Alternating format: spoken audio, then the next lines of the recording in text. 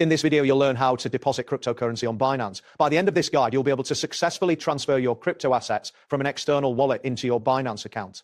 Begin by navigating to the Binance website and signing into your account using your credentials. Once you are logged in, locate the wallet option in the top menu, click on wallet and then select FAT and spot from the drop-down menu. This will direct you to your wallet overview. From here, find and click the deposit button, which is usually located near the top right of the page. When the deposit options appear, ensure you select crypto as the deposit type. This prepares the interface for your cryptocurrency deposit. After selecting crypto, you will be prompted to choose the specific cryptocurrency you wish to deposit. It is essential to ensure that deposits for the chosen asset are enabled. Pay close attention to the network selection, as this is critical for a successful transaction.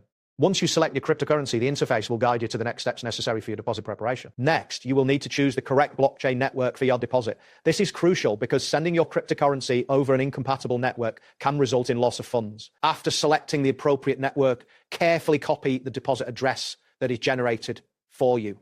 It is advisable to double-check the address format and verify the network compatibility. If necessary, save this address securely for future reference.